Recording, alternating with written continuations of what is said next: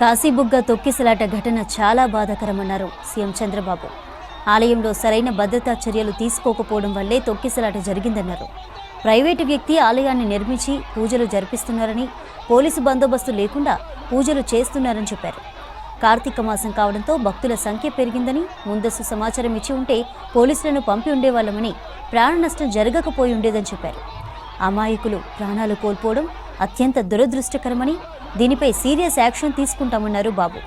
బాధ్యులను అదుపులోకి తీసుకునే చర్యలు తీసుకుంటామని చెప్పారు.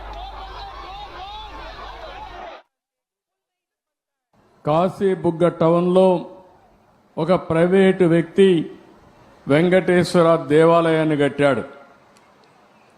అక్కడి నుంచి కార్తీక మాసం ఈరోజు చాలామంది అక్కడ దర్శనానికి వెళ్ళిపోయారు.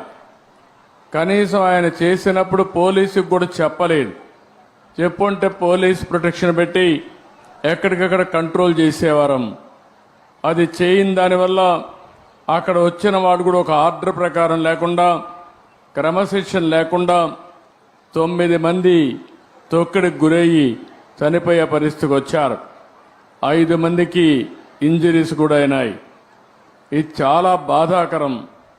నేను ప్రతి ఒక్క ప్రాణాన్ని కాపాడుకోవాలని అనేక ప్రయత్నాలు చేస్తూ ఉంటే కొంతమంది ప్రైవేటు వ్యక్తులు ఇలాంటి కార్యక్రమాలు చేయడం చాలా బాధాకరం. దీన్ని నేను చాలా తీవ్రంగా ఖండిస్తున్నా. రాష్ట్రంలో అందరికి కూడా విజ్ఞప్తి చేస్తున్నా, మన ప్రాణం చాలా ముఖ్యం. ప్రాణాలు కాపాడుకోవాలంటే మనం కూడా ఒక బాధ్యతగా ఉంటే తప్ప ఓసారి వెళ్ళిపోవడం, ఎక్కువ మనుషులందరూ సమీకరణ కావడం, అక్కడ స్టాంపేడ్ జరగడం, ఇలాంటి దుర్ఘటనలు జరిగేదానికి దోహదం చేసే పరిస్థితి వస్తూ ఉంది. ఏదేమైనా మనం గుర్తుపెట్టుకోవాల్సింది, అమాయకులు చనిపోయారు. నేను చాలా బాధపడుతున్నా. అందుకని ఈ దుర్ఘటన పట్ల చాలా సీరియస్గా తీసుకుంటూ ఎవరైతే దానికి కారకులో వాళ్ళందరినీ కూడా ఇమ్మీడియట్గా కస్టడీలో తీసుకుని పూర్తి విచారణ చేసి తర్వాత ఏం చేయాలో తదుపరి చర్యలు చేపడతాం. ఇలాంటి సంఘటనలు ఈ రాష్ట్రంలో జరగడానికి వీలు లేదు.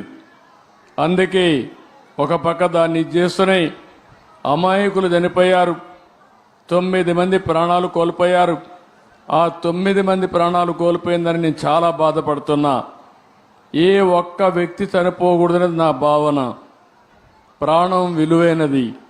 అలాంటి ప్రాణాలు పోగొట్టుకున్నప్పుడు మనం కూడా బాధ్యతనే ఇది చేయాల్సిన అవసరం ఉంటుంది.